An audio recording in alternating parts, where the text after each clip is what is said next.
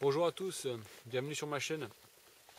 Voilà, aujourd'hui je vous fais une vidéo en réponse à un collègue youtubeur Bushcraft31 qui a eu l'excellente idée de présenter dernièrement son kit de piégeage. Donc c'est vrai qu'on n'est pas très nombreux sur YouTube à parler de piégeage, à expliquer les pièges, notamment en français.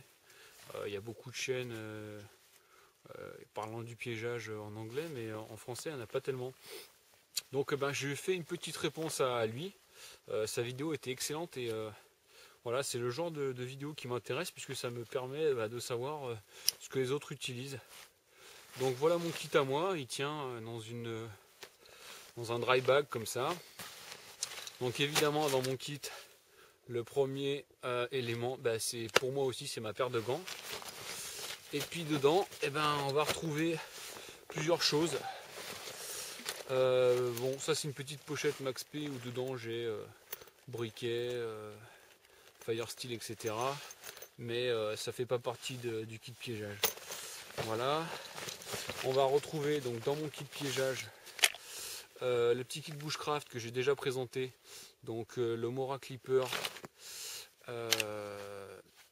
version stainless. Pourquoi je choisis ce couteau pour faire du piégeage? Parce qu'en fait la lame, les moutures Scandi fait que on peut facilement venir faire des encoches, ce qui est très pratique notamment quand on construit des pièges avec des mécanismes déclencheurs. Et puis l'épaisseur de lame fait aussi que la lame n'étant pas très épaisse, du coup on a plus de facilité pour travailler le bois. Voilà. Et puis bon il est stainless, donc entretien zéro. Voilà. J'ai ma scie Bahco Laplander présentée également. Très pratique parce que quand on fait des pièges, il faut souvent couper du bois. Voilà. Ensuite, on va retrouver du fil de fer. Donc j'en ai plusieurs sortes. Alors c'est pas du fil gainé, c'est du fil métal qui est peint. Donc j'en ai du jaune et du vert. Et j'ai également du fil laiton qui est très pratique puisque très fin et très résistant pour poser donc des colliers. Ensuite, dedans on va retrouver de la paracorde coloris, c'est pas tout à fait du coyote, c'est un coloris un petit peu sable.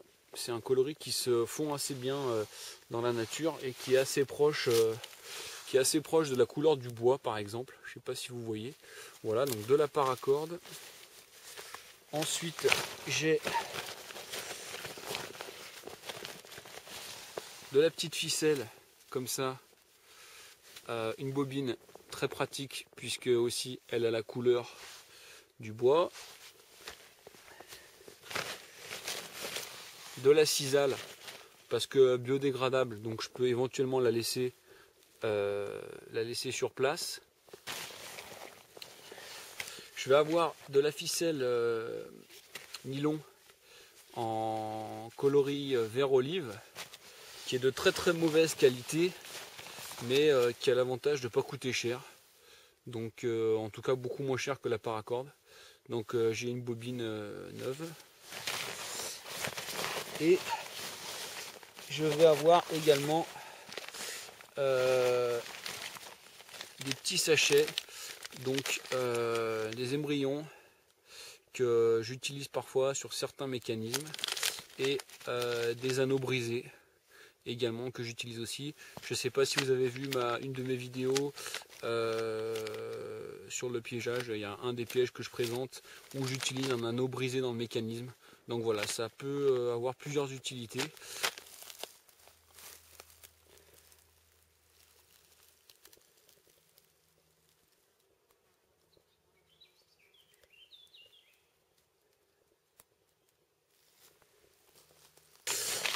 Voilà, c'est à peu près tout.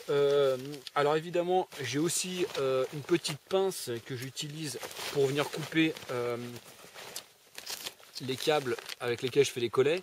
C'est la pince qui est sur mon multitool. Voilà. Écoutez, voilà, c'était tout. C'était la présentation de mon kit de piégeage.